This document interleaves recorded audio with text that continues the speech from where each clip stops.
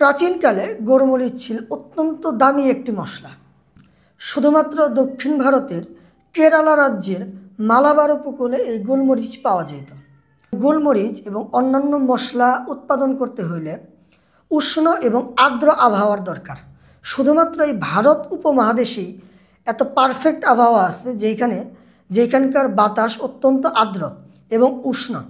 তো প্রাচীনকালে বহিরাগত শক্তিরা ভারতবর্ষে মশলার জন্য আগমন করলেও তারা কিন্তু ভারতবর্ষ সহজেই দখল করতে পারেনি, কারণ এর ওয়েদারটাই ছিল এমন অত্যন্ত উষ্ণ এবং আর্দ্র আবহাওয়ার কারণে অন্যান্য সভ্যতা থেকে আসা সৈন্যরা এখানে খুব বেশি দিন টিকতে পারত না। গোলমরিচকে প্রাচীন সভ্যতাগুলোতে মশলার পাশাপাশি চিকিৎসার উপকরণ হিসেবে ব্যবহার করা হতো। প্রাচীনকালে ভারতবর্ষে চিকিৎসাশাস্ত্র নিয়ে পড়াশোনাকে বলা হতো আয়ুর্বেদ। আয়ুর্বেদ শব্দটিকে ভাঙলে আমরা দুটি শব্দ পাই, আয়ু এবং বেদ। আয়ু শব্দের অর্থ জীবন এবং বেদ শব্দের অর্থ জ্ঞান, অর্থাৎ জীবন সম্পর্কিত জ্ঞানকেই প্রাচীন ভারতীয়রা আয়ুর্বেদ বলতো। চিকিৎসাশাস্ত্রে ভারতীয়রা অনেক এগিয়ে গেছিল। এই গোলমরিচ ব্যবহার করে প্রাথমিক কিছু চিকিৎসা তারা করত। যেমন গোলমরিচ যদি দুধ বা মধুর সাথে মিশিয়ে খাওয়া হয় তাহলে এটি সর্দি কাশি সারাতে সাহায্য করে। অপরদিকে হজমে যদি গণ্ডগোল হয় তাহলে এই গোলমরিচ খেলে হজমের সমস্যা দূর হয়। অন্যদিকে গোলমরিচে পাইপেরিন নামক এক ধরনের ব্যথানাশক উপাদান থাকে, যেটা প্রাচীন ভারতীয়রা ব্যথা উপশমে ব্যবহার করত। প্রাচীন চীনেও গোলমরিচের ব্যবহারের ইতিহাস পাওয়া যায়। ৫ম শতাব্দীতে হান রাজবংশ এবং তাও রাজবংশের বিভিন্ন নথিপত্রতে গোলমরিচের ব্যবহারের প্রমাণ পাওয়া গেছে। মূলত খ্রিস্টপূর্ব ২য় শতকে ভারতবর্ষ থেকে স্থলপথে চীনে গোলমরিচ রপ্তানি হতো। ভারতবর্ষ থেকে চীনে যেই গোলমরিচ রপ্তানি হতো সেটা সিল্ক রোড বা স্থলপথে রপ্তানি করা হতো। অর্থাৎ ব্যবসায়ীরা প্রথমে ভারতবর্ষ থেকে তিব্বতে যাইতেন এবং তিব্বতের দুর্গম পর্বতমালা পেরিয়ে তারপর তাদের চীনে যাইতে হইতো। তো এই কারণে ভারতবর্ষ থেকে চীনে যেসব পণ্য রপ্তানি করা হতো সেগুলোর দাম ছিল অত্যন্ত বেশি। এই কারণে শুধুমাত্র অত্যন্ত দামি জিনিসই রপ্তানি করা হতো। এর মধ্যে গোলমরিচ, রত্নপাথর এবং বিভিন্ন ধরনের রেশমি তুলা অন্যতম। যেহেতু দুর্গম পর্বতমালা ডেঙিয়ে এই পণ্যগুলা চীনে যেয়ে পৌঁছাইতো, তাই এই পণ্যগুলোর দাম ছিল অত্যন্ত বেশি। শুধুমাত্র রাজা বাদশারা এবং সম্মানীয় উচ্চপদস্থ ব্যক্তিরাই গোলমরিচ ব্যবহার করত।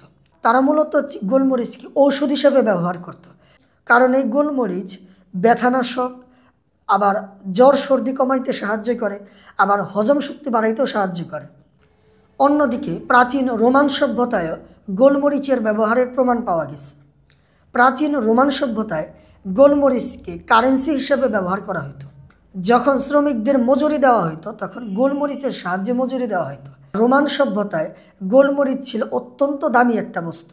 ১ম শতকে রোমান সাহিত্যিক প্লিনি দ্য এল্ডারের একটা বক্তব্য শুনলে আমরা বুঝে যাব যে গোলমরিচ কতটা দামি ছিল। তিনি বলেন যে আমরা এই গোলমরিচের দানার জন্য ভারতবর্ষকে রূপার পাহাড় দিয়েছি। অর্থাৎ গোলমরিচের দাম ছিল অত্যন্ত বেশি, সোনা বা রূপার কাতারে।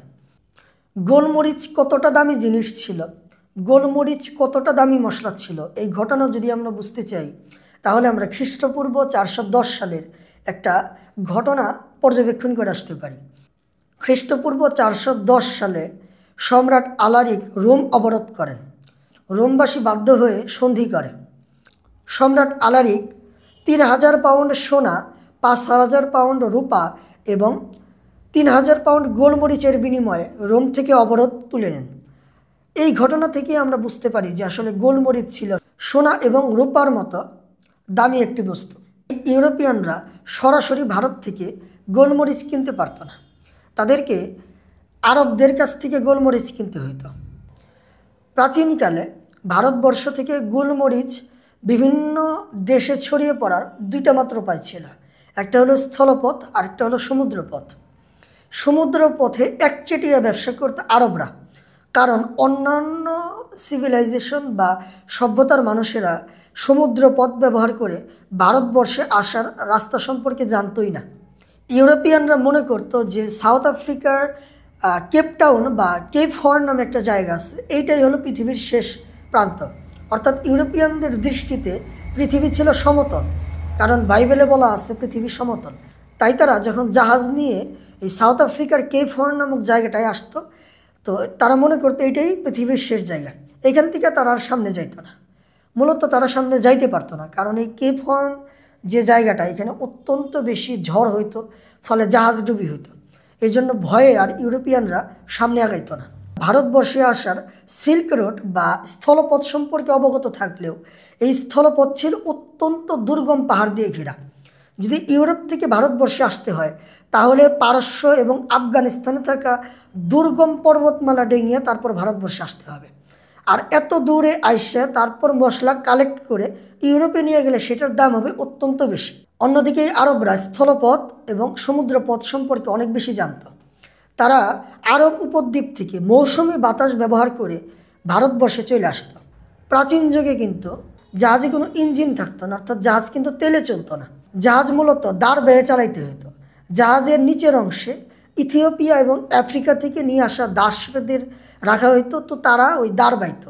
এক একটা জাহাজে 50 বা 100 জনের মতো এরকম দাস থাকতো, যারা এই শিডিউল বা সময় করে দাঁড় বাইতো। তো এরকম দাঁড় বেয়ে এবং মৌসুমি বাতাস ব্যবহার করে জাহাজের পাল উঠিয়ে তারা ভারতবর্ষে চলে আসতো। আরবরা কিন্তু জানতো যে আবার কখন বিপরীত দিকে বাতাস প্রবাহিত হওয়া শুরু করবে, তো তারা এই মৌসুমি বাতাস ব্যবহার করে ভারতবর্ষে আসতো, মশলা কিনে নিয়ে আবার আরবে ফিরে যেত। তা আরবে ফিরে গিয়ে তারা এই মশলাটা মিশরে বিক্রি করত। আর এদিকে ভূমধ্যসাগর হয়ে ইউরোপের প্রবেশদ্বার ভেনিসের পাইকারি মশলার বিক্রেতাদের কাছে এই গোলমরিচ ও অন্যান্য মশলা বিক্রি করত। তো ভেনিসের পাইকারি মশলা বিক্রেতারা আবার ইউরোপের বিভিন্ন দেশে এটা কয়েক গুণ বেশি দামে বিক্রি করত। তো সেই দেশের পাইকারি বিক্রেতা আবার খুচরা বাজারে যখন সেটা বিক্রি করত, সেটার দাম হয়তো অনেক গুণ বেশি। ফলশ্রুতিতে ইউরোপের বাজারে এই মশলার অত্যন্ত চাহিদা ছিল, কারণ ইউরোপের এই বরফ ঠান্ডা ওয়েদারে কিন্তু মশলা উৎপন্ন হইতো না। আর এদিকে মিশরের এই মরুভূমির মতো শুষ্ক ওয়েদারেও কিন্তু মশলা উৎপন্ন হইতো না। ফলশ্রুতিতে তাদের এই ভারতবর্ষ থেকে আসা মশলার উপর নির্ভর করতে হইতো। ফলে এই মশলার বাণিজ্যের মাধ্যমে আরবের অর্থনীতি টিকে ছিল। অর্থাৎ প্রাচীনকালে গোলমরিচ ব্যবসার উপর আরবদের একচেটিয়া আধিপত্য ছিল।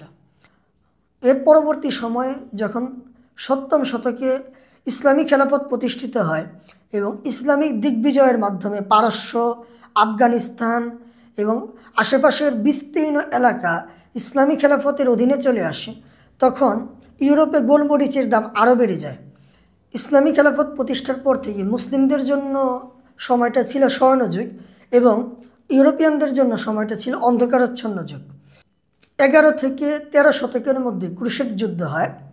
এই ক্রুসেড যুদ্ধের সময়কালে একটা পর্যায়ে ইউরোপিয়ান ক্রুসেডাররা ফিলিস্তিন দখল করে এবং ক্রুসেডার নাইট এবং সৈন্যরা মধ্যপ্রাচ্যে একটা দীর্ঘ সময় অতিবাহিত করে। ইউরোপে যখন তারা থাকতো তখন কিন্তু তারা মশলাযুক্ত খাবার খাইতে পারতো না, কারণ ইউরোপে মশলা উৎপন্নই হয় না। তো মধ্যপ্রাচ্যে আইসা মশলাযুক্ত খাবারের স্বাদ পাওয়ার পর ইউরোপে যে তারা এটার চাহিদা তৈরি করে এবং ইউরোপিয়ান বাজারে মশলার আরও চাহিদা তৈরি হয় এবং মশলার দাম আরও বৃদ্ধি পায়। 1453 সালে উসমানীয়রা কনস্ট্যান্টিনোপল জয় করার পর ইউরোপিয়ান বাজারে মশলার দাম আরও বেড়ে যায়, কারণ এই সিল্ক রোড বা স্থলপথ উসমানীয়দের নিয়ন্ত্রণে ছিল। অর্থাৎ মশলার ওপর একচ্ছত্র বা একচেটিয়া নিয়ন্ত্রণ চলে আসে উসমানীয়দের হাতে। অর্থাৎ ইউরোপিয়ানদের দেয়ালে পিঠ ঠেকে যায়। বাধ্য হয়ে তারা মশলার খোঁজে সমুদ্রপথে অভিযান পরিচালনা করে। এ থেকেই স্প্যানিশ নাবিক ক্রিস্টোফার কলম্বাস মশলা, বিশেষ করে গোলমরিচের খোঁজে সমুদ্রপথে যাত্রা শুরু করেন। তো তিনি মশলা তো খুঁজে পান না, কিন্তু তিনি আমেরিকা মহাদেশ আবিষ্কার করেন। অন্যদিকে তার মাত্র 6 বছর পর 1498 সালে পর্তুগিজ নাবিক ভাস্কো দা গামা সাউথ আফ্রিকার কেপ হর্ন পার হয়ে ভারতবর্ষে চলে আসেন এবং ভারতবর্ষের কেরালা রাজ্যের কালিকট বন্দরে এসে পৌঁছান। তিনি এইখানে এসে মশলার দেখেন যে মশলা অনেক কম দাম, তো তিনি জাহাজ ভর্তি করে মশলা নিয়ে গিয়ে ইউরোপের বাজারে উচ্চ মূল্যে বিক্রি করেন। তো ভাস্কো দা গামার ইউরোপ থেকে ভারতবর্ষের সমুদ্রপথ আবিষ্কার করার পর ইউরোপের মশলার বাজার আরও চাঙ্গা হয়ে যায়। সবাই বিভিন্ন জাহাজ কোম্পানিতে বিনিয়োগ করতে থাকে যে তারা ভারতবর্ষ থেকে মশলা কিনে নিয়ে এসে ইউরোপে এসে বিক্রি করবে। তো এটা ছিল অনেক লাভজনক একটা ব্যবসা। তো এই লাভজনক ব্যবসার কারণেই কিন্তু পরবর্তীতে একটা জায়ান্ট স্টক কোম্পানি প্রতিষ্ঠিত হয়। তো 1600 সালে ব্রিটেনে একটা এরকম স্টক এক্সচেঞ্জ কোম্পানি প্রতিষ্ঠিত হয়, যার নাম ছিল ইস্ট ইন্ডিয়া কোম্পানি। এবং তার 2 বছর পর ডাচের একটা কোম্পানি প্রতিষ্ঠা করে, যেটা ছিল ডাচ ইস্ট ইন্ডিয়া কোম্পানি বা ভিওসি। তো 17 শতকেই মূলত এই ডাচ ইস্ট ইন্ডিয়া কোম্পানি এবং ইস্ট ইন্ডিয়া কোম্পানি এই ভারতবর্ষের প্রভাব বিস্তার করতে শুরু করে। তাদের টার্গেটটা ছিল ভারতবর্ষের উপকূলীয় এলাকা। 1757 সালে নবাব সিরাজউদ্দৌলার পতনের পর এবং 1792 সালে তৃতীয় মহীশূরের যুদ্ধে টিপু সুলতানের পরাজয়ের পর বাংলা থেকে শুরু করে কর্ণাটক পর্যন্ত উপকূলীয় সমস্ত অঞ্চল দখল করে east India company. Calicut, Kochi এবং আশেপাশের সমস্ত উপকূলীয় বন্দরগুলো দখল করে মশলা, তুলা এবং বিভিন্ন পণ্যের ওপর একচেটিয়া বাণিজ্য করে ইস্ট ইন্ডিয়া কোম্পানি। এভাবে ধীরে ধীরে কোম্পানিটি আস্তে আস্তে বড় হইতে থাকে। একটা পর্যায়ে দেখা যায় সম্পূর্ণ ব্রিটেনের সৈন্য সংখ্যা 1 লাখ, আর এই ইস্ট ইন্ডিয়া কোম্পানির সৈন্য সংখ্যা 2 লাখ। ইস্ট ইন্ডিয়া কোম্পানি ছিল সম্পূর্ণ একটি বেসরকারি কোম্পানি। অন্যদিকে ডাচ ইস্ট ইন্ডিয়া কোম্পানি বা ভিওসি ছিল সরকারের দ্বারা নিয়ন্ত্রিত একটি কোম্পানি। এই কারণে ভিওসি কিন্তু ইস্ট ইন্ডিয়া কোম্পানির সামনে টিকতে পারেনি। তো এই ইস্ট ইন্ডিয়া কোম্পানি জোরপূর্বক স্থানীয় কৃষকদের দিয়ে এই মশলা চাষ করাইত। ফলশ্রুতিতে একটা পর্যায়ে কিন্তু এই ভারতবর্ষের বিভিন্ন অঞ্চলে দুর্ভিক্ষও দেখা দেয়। তো এভাবেই আস্তে আস্তে ইউরোপের অর্থনীতি চাঙ্গা হইতে থাকে আর ভারতবর্ষের অর্থনীতি দুর্বল হইতে থাকে। এই ইউরোপিয়ানরা ভারতবর্ষের মশলার বাণিজ্য থেকে প্রাপ্ত অর্থ এবং আফ্রিকা থেকে লুণ্ঠন করা সোনা বা হীরা এইসবের মাধ্যমে তারা কিন্তু অত্যন্ত ধনী হয়ে গেছিল। তারা এই অর্থগুলা বা পুঁজিগুলা বিনিয়োগ করে আমেরিকার বাজারে। তো আমেরিকা তৎকালীন সময় ছিল মোটামুটি বিরান।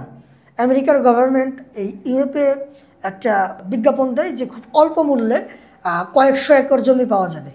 তো এই ইউরোপিয়ানরা এই জমিগুলো কিনে তো আফ্রিকা থেকে স্বল্প মূল্যে দাস কিনে নিয়ে এসে বা জোরপূর্বক দাসদের নিয়ে এসে এই আমেরিকায় বিভিন্ন ধরনের বড় বড় কলকারখানা প্রতিষ্ঠিত করতে থাকে। ফলশ্রুতিতে একটা পর্যায়ে কিন্তু আমেরিকায় শিল্প বিপ্লব হয়।